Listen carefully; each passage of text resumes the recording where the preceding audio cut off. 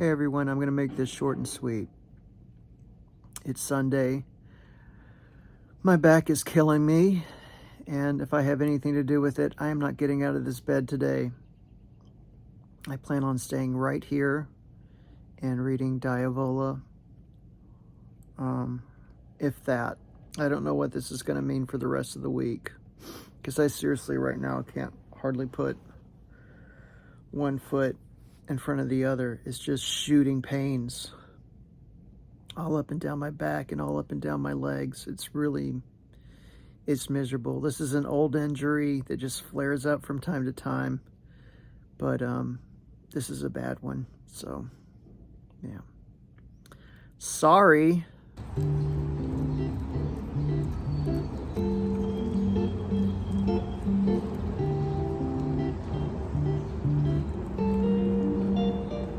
Hey everybody, happy Monday. If you were watching last week, you would know that I injured my back putting together some new furniture. And I'm happy to report that today I'm feeling a lot better.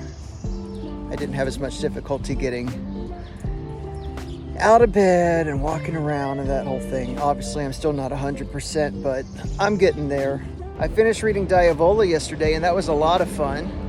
You know, like, what is more terrifying, a haunted house or a big family get-together? You be the judge. And today I'm going to start my book for Horror Mayhem for the prompt Local Horror.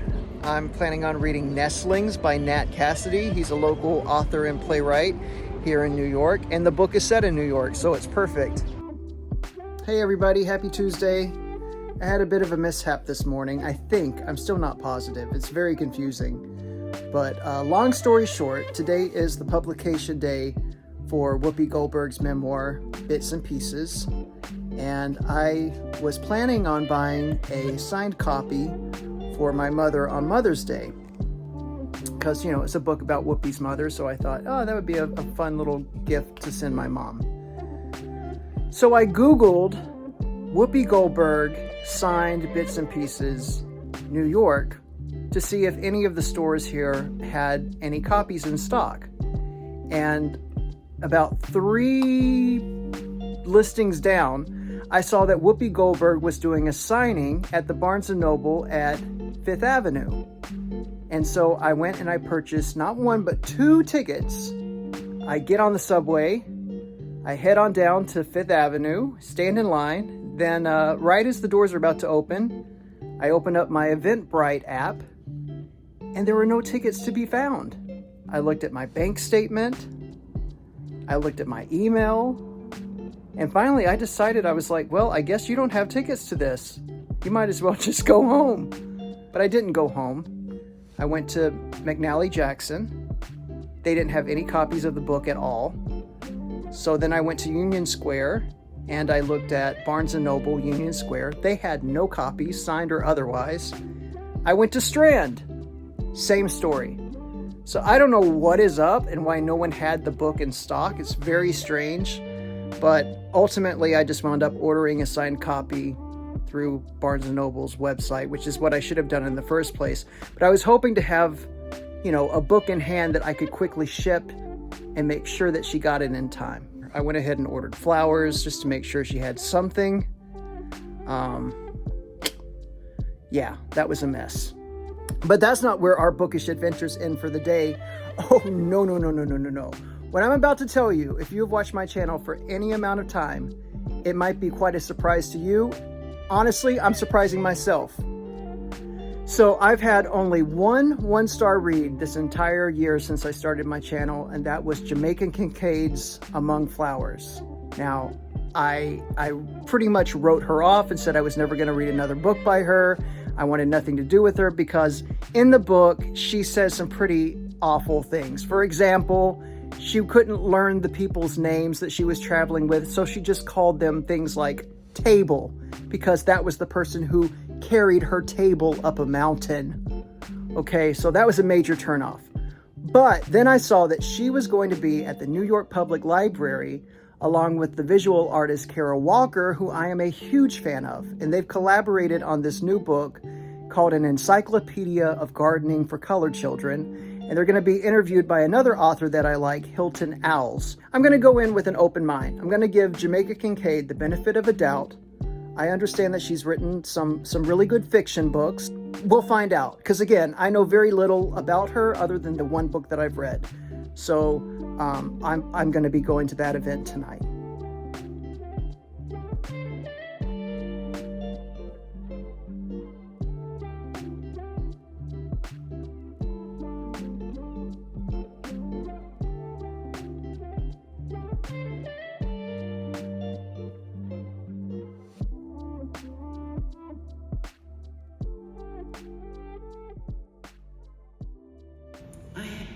I should tell you, I've planted about 22,000 daffodils on a large lawn, and it was all about redeeming Wordsworth from the dire wickedness into which he was put in the British Empire. But then I began to plant the daffodils in such a way that they looked like a river flowing into the sea. And so the process, I guess, has started me on an arranging of the landscape into geological features that you would find on a map.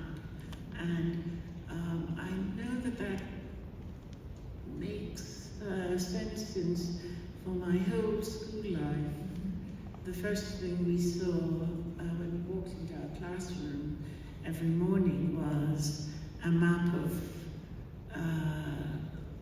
the Earth, and it said the British Empire, and it's all the big parts of the British Empire. It's most of the world.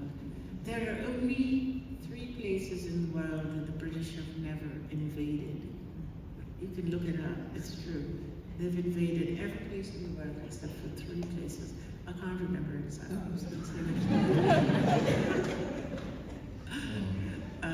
And so you wonder why they leave home so often.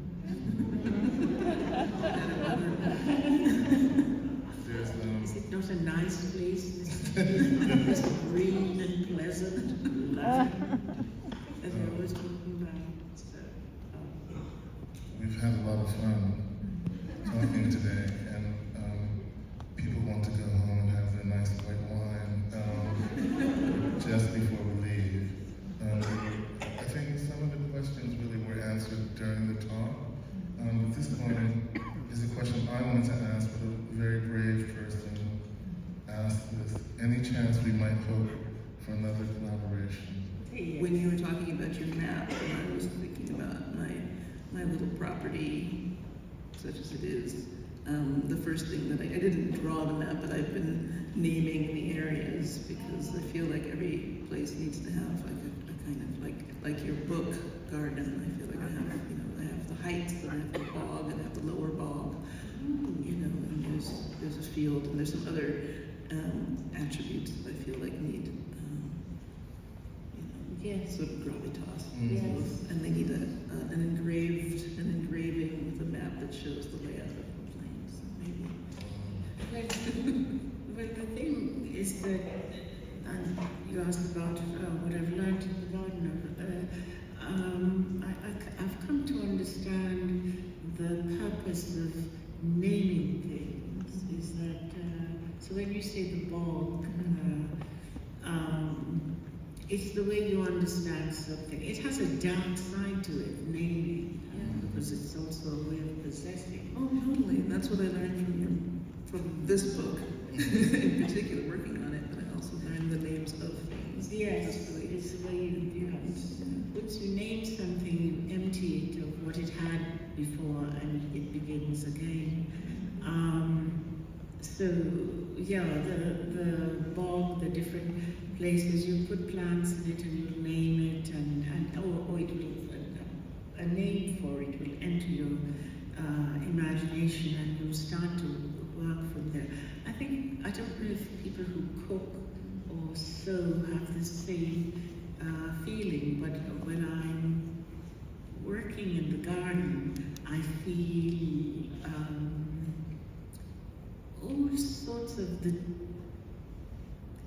the humanity disciplines, philosophy. Oh, yeah. Yeah. And I feel those things. I feel that you probably have better internal conversations and conversations with the plants than I do, because I am always aware of my sort of ignorance of what it is I'm looking at or doing, but I still have these. It feels very grand to be in a conversation. Very grand. It's true. Desire is the grand thing, Yes, isn't it? yes. You know, It just feels like so wonderful. Yeah. It's true.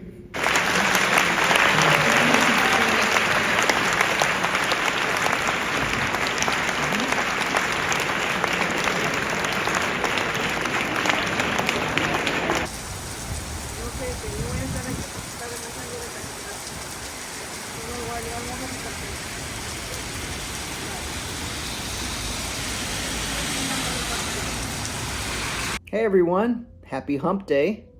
I'm about to shoot my May TBR video, but before I do that, I wanted to jump on here and show you the goods from last night. But first, let's give it up to this awesome t-shirt. This is the Bookworm tee from Sunny's Bookshop, owned and operated by CJ Reads, one of the great booktube channels that is floating out there. If you aren't following them for whatever reason, you definitely should. But yeah, so last night I went to the New York Public Library live event with Jamaica Kincaid, the artist Kara Walker, and author Hilton Owls. And they were celebrating the release of this new book called An Encyclopedia of Gardening for Colored Children. It's illustrated by Kara Walker and written by Jamaica Kincaid. And here's everything falling out. But it's signed by both of them. In the talk, Kara Walker was discussing how she really sort of allowed herself to just be in the moment and sketch whatever she felt inspired to do. This was done during the pandemic. And so it really is sort of a different style that I haven't seen from Kara before. She's primarily known for these sorts of silhouette images done with paper cutouts. And then she's also done some sculptures lately, like the Sphinx in the Domino Sugar Factory. And then there's also a fountain that she did at the Tate Museum. But the whole thing was moderated by Hilton Owls, who wrote this collection of essays called White Girls. And I was able to get him to sign the book after the event, and I got to meet him and Kara Walker. No, I didn't get to meet Kara Walker. She's the only one I didn't speak to. I did meet Jamaica Kincaid. What do I think of Jamaica Kincaid? Was I a little hard on her? Fair enough. Did my opinion change a lot after attending that event and meeting her?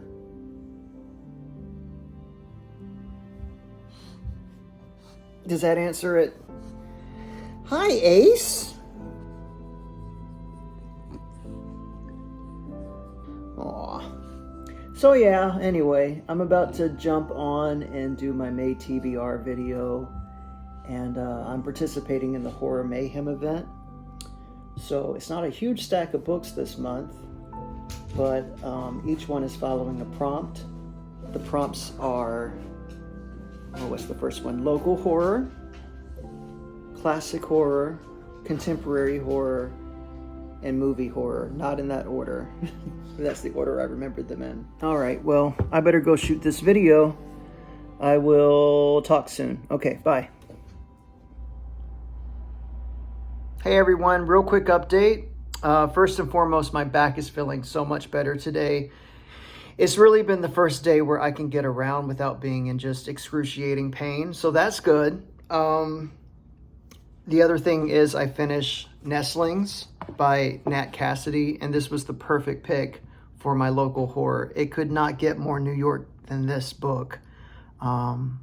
It is about a couple that wins the housing lottery for this luxury building.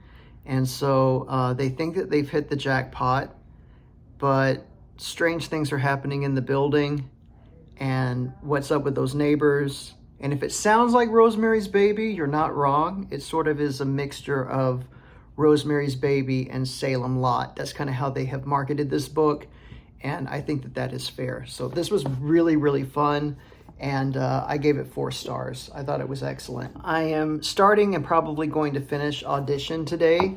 It's a really, really short book. It's only 190 pages, so that is easily doable. And this is one of my favorite horror movies, so I'm looking forward to seeing how it stacks up. You know, usually the book is better than the movie, but we'll see. It's going to be hard to top that movie. It's one of the creepiest ones out there. So anyway, that's what I'm reading. Yeah, okay, hi, it's Friday, and Ace and I are both fired up. I think it's time for a long overdue rant. And I want to just preface this by saying, yes, it's going to be extremely hypocritical, especially given the fact that I'm recording this on an iPhone and I am posting this on YouTube, and it is part of a daily vlog. Like, I'm very aware of all of these factors. You don't have to tell me in the comments. But I just saw the Apple Computer Crush ad, where if you haven't seen it, I will link it down in the description box. But basically, they take musical instruments, art, literature, basically the humanities, you know, the art forms that we, over centuries, mankind has used to explore and express what it is to be human, and they crush it and then reveal that everything can be done with the thinnest iPad imaginable. And it was everything, a visual representation of everything that I hate about where we're going as a society. In my lifetime, I have only ever used Apple computers, going back to the late 80s, early 90s. And, you know, we laughed and joked about how, oh, it's a cult. But there was always sort of a sense of pride, especially in the beginning, because people didn't use them. You know, really only people that were interested in graphic design and that sort of thing were buying Apple computers. I mean, it had like maybe 4 programs. But the machines were beautifully designed and the focus was always on art. So to see the company take such a 180 and destroy, you know, paint, sculptures, everything that the company was built on, to see them do that was really disgusting. And, you know, maybe this is just like the death rattle of Gen X, but I love physical media. I don't want an ebook. I want a physical book that I can hold in my hand, that I can put on my shelf, that I can take off the shelf and say, I read this book. I think you'll like it. Here, read it. Although I will never do that. I can just imagine Steve Jobs in his grave in a turtleneck, rolling over several times, because this is not the vision that he had for this company. I don't believe that Apple Computers was supposed to become the Walmart of the world. You know, your one-stop shop for everything, and everyone else, and let's put everyone else out of business. And not only that, let's just crush everything that we consider part of our civilization. The things that make us good as human beings. What separates us from the animals. No offense, Ace. I really don't think that that was the mission, but that was what was being told to us in that commercial. And, you know, while I absolutely loved the iPod, right? It was a miracle. It has completely destroyed the music industry. It has changed the way that we purchase music. Now artists are no longer making really, you know, albums that they're putting a great deal of time and thought into. Now they're just, you know, dropping a single that'll be hot for a week or two. You'll shake your ass to it, and then you'll forget about it in a month. Oh, I'm gonna lose it. I'm gonna lose it. Today's gonna be the day. I don't want to have anything to do with AI. I'm pissed off that it's on Instagram and Facebook and every other Meta, whatever. I don't like Meta. I don't like anything. It just seems like this parasitic danger that no one seems to really be that upset about. They're like, oh, but I like, you know, hey, Alexa, tell me how to make spaghetti. I can clearly remember the day that they introduced the iPhone, and it was like magic. You know, growing up, I used to watch Inspector Gadget, and Penny on the show had this book that she would open up. And it was basically like a TV screen. And, you know, it surpassed even that dream. Like the touching of the screen, and you don't have to go through all of your voicemails, and hell, you don't even have to do a voicemail anymore. Like everything, it was wonderful. I used to really look forward to the keynotes. Now I dread them because, you know, in the past, it was like, oh, we're going to reveal this new product that is going to really enhance and improve, you know, your life in some way. It's going to have a positive effect. And now it's like, no. Here's how we've just slightly modified this product so that it's now incompatible with everything that you have spent hundreds, if not thousands of dollars on, that now you're going to have to go back and repurchase, knowing that in probably a year or two, you're going to have to do the same thing all over again. Like, it's truly bullshit. It really is. And the pricing has made it just this big elitist social status thing to own an Apple product. I don't even know what they called that thing that they just put out, you know, with the ski mask goggle thing where people were going like this. You know, I don't want to live in a world where are on the subway doing this. That's not a way to fucking live, y'all. Can you imagine going through life like this and looking at video eyes? That. You're a I'm going to have a heart attack. You know, here's the thing. I like social media. I like that I'm able to stay in contact with family and friends. I like meeting new people on this platform. I like the exchanging of ideas and information. But this might be the wake-up call that was overdue to kind of a return to basics. Maybe don't spend, I don't even know how much they cost because I would never buy one. You know, your Apple Pencil. Maybe buy a pencil. Buy a notebook. There's an idea. And, you know, I'm sure I sound like I'm 100 years old right now, but it's just sad to see the world kind of blindly going in this direction where you're going to be promised everything and lose so much. And I know probably like the attitude is like, well, get out of the way, dinosaur. This is progress. You know, if you don't like it, get out of the way. But I worry. I really do worry.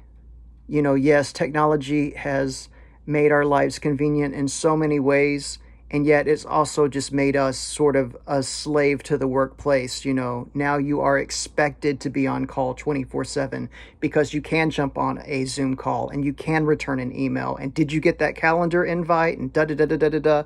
And even in your downtime, you know, you're doing, I'm guilty of it. You're doing the scroll, and it's like, it's just maybe time to take a major step back. It seems like we're getting sucked into a very dark wormhole.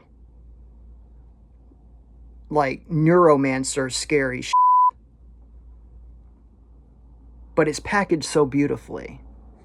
And it's so expensive and so exclusive that everybody wants it. I don't know. The most disturbing thing is, as someone who has bought Apple products for decades, I fed that beast. So I am partly responsible for it to get to this stage. And why go after Cher? Why take Cher down with you? I'm sure she didn't sign off on that.